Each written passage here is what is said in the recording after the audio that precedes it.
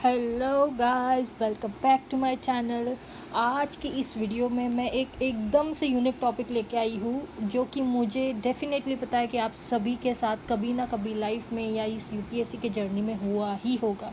वो चीज़ है कि दो से ज़्यादा ऑप्शन में कंफ्यूज रहना ना। दो से ज़्यादा ऑप्शन में कंफ्यूज रहने का क्या मतलब है?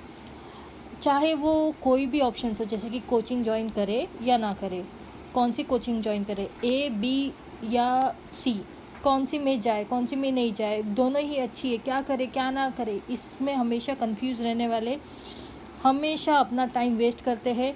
कैसे वेस्ट करते हैं? या तो वो यूट्यूब पे जाएंगे सर्च करेंगे, इंटरनेट पे जाएंगे सर्च करेंगे। इसमें आपका इतना समय चला जाता है कि आपको पता ही नहीं चलता कि एक्चुअल में हमें कौन से, और इससे ज़्यादा कन्फ्यूजन बढ़ जाता है। ठीक है, और जब ये कन्फ्यूजन बढ़ जाता है तो आप फ्रस्ट्रेट होते हैं। फ्रस्ट्रेट होने की वजह से आप वो चीज़ को वही छोड़ देते हैं। एंड सो ये जर्नी चलते ही रहती है। तो आपको क्या करना चाहिए जब आप दो ऑप्शन में कंफ्यूज होते हो? जो मेरा पर्सनल चॉइस है, जो मैं फॉलो करती हूँ जब मैं दो ऑप्शंस में कंफ्यूज होती हूँ, वो है कि पहले आप उस दोनों ऑप्शंस को लिख लीजिए। एक डायरी लीजिए या कोई भी एक पेज लीजिए, ऑप्शन ए ऑप्शन बी को लिख लीजिए। एंड उस ऑप्शन ए ऑप्शन बी या ऑप्शन सी जितने भी ऑप्शंस है उसको लिख लीजिए। देन उसके बाद उसके मेरिट्स देखिए, ए के मेरिट्स लिखिए। एंड स्पेसिफिकली जब ए के बारे में सोच रहे होगे तो सिर्फ ए के मेरिट्स लिखना। देन बी के मेरिट्स देखना एंड उसके एडवांटेजेस लिखो। देन उसके बाद उन दोनों के डी मेरिट्स देखो। दोनों के डी मेरिट्स देखने के बाद आपको थोड़ा सा क्लियर हो जाएगा, या मुझे लगता है आपको अपने आप सल्यूशन मिल जाएगा कि आपको कौन सा ऑप्शन के साथ जाना चाहिए। यही चीज़ मैं भी करती हूँ जब मैं कंफ्यूज रहती हूँ। अगर मुझे कोई टेस्ट सीरीज़ ज्वाइन करना हो, जैसे मैंने ये किया था ड्यूरिंग कि मार्केट में इतना टेस्ट सीरीज़ होने के बाद मैं कौन सी टेस्ट सीरीज़ को ज्वाइन करूँ जो मेरे लिए बेटर हो और मुझे उतना प्रोडक्टिव आउटपुट भी दे। उसी हिसाब से जब भी मैं कंफ्यूज होती हूँ मैं वो चीज़ों को लिख लेती हूँ। हमेशा याद रखना, ये मैं आपको ज़रूर से एक टिप दूँगी। आप कोई भी एग्ज़ाम के लिए प्रिपेयर कर रहे हो या ये यूपीएससी के जर्नी में हो तो आपके साथ हमेशा हुआ होगा कि आपको कभी भी दो ऑप्शंस के बीच में से एक को चूज़ करना पड़ेगा या बहुत सारे ऑप्शन में से एक को चूज़ करना पड़ेगा। एंड देन उस टाइम पे हमेशा से एक काम करना है, एक पेपर लेना। एंड वो जो भी आपकी प्रॉब्लम्स है, आपका कन्फ्यूजन पॉइंट है, जो भी है एक्सेट्रा, उन सबको एक पेपर पे ज़रूर लिखिए। एंड जब आप उस पेपर पे लिखना स्टार्ट करेंगे आप देखना अपने आप आपको सोल्यूशन मिलते रहेगा।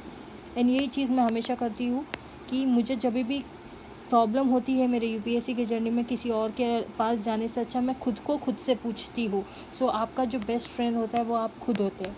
एंड ये बात आप माने या ना माने, लेकिन आप ज़रूर से एक बार ट्राई करना कि आप खुद से ही सल्यूशन ढूंढने की कोशिश करना, क्योंकि हमारे अंदर ही वो सल्यूशन छुपा हुआ होता है।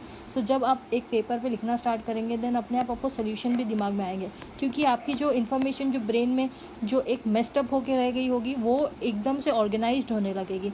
जब ये मेस्टअप इन्फॉर्मेशन ऑर्गेनाइज होगी तो आपको ब्रेन में एक क्लैरिटी आएगी कि हाँ ये ऐसा है, ये ऐसा है, तो इसमें से मुझे क्या चूज़ करना चाहिए। ऑर्गेनाइज्ड इन्फॉर्मेशन हमेशा हमको क्लैरिटी देती है, चाहे वो फिर हमारे नोट्स से लेके ही क्यों ना हो। हम यूपीएससी में नोट्स बनाते हैं, अगर वो ऑर्गेनाइज्ड होंगे तो ही हमको क्लैरिटी मिलती है उस टॉपिक से। अगर वो ऑर्गेनाइज्ड ही नहीं है तो हम लिटरली, हमारे सोर्सेस इतने सारे होते हैं, नोट्स इतने सारे होते हैं, हमको पता ही नहीं चलता कि हम कहाँ से क्या पढ़ें। इसमें से हमारा स्ट्रेस लेवल बढ़ जाएगा। स्ट्रेस बढ़ने से एंजाइटी बढ़ती है, एंजाइटी बढ़ने से हम पैनिक हो जाते हैं। यही चीज़ हमको बहुत अफेक्ट करती है लॉन्ग टर्म कंडीशंस में। इसलिए अभी से ये चीज़ें करना आप स्टार्ट करोगे तो आपको ज़रूर इसके फ्रूटफुल इफ़ेक्ट्स दिखाई देना स्टार्ट होंगे। जस्ट एक काम कीजिए, जब भी कोई भी स्ट्रेस हो, this is not only related to कि ऑप्शन चूजिंग में, या तो फिर आपको स्ट्रेस है, आपको कोई भी प्रॉब्लम है, या आपको कोई चीज़ है जो बहुत बॉदर कर रही है, तो वो सारी चीज़ें पेपर पे नोट डाउन कीजिए। आपका पेपर ही और आपका पेन ही आपका बेस्ट फ्रेंड होना चाहिए। ठीक है, एक पेपर पे या एक पेन पे, नॉट डिजिटल फॉर्म।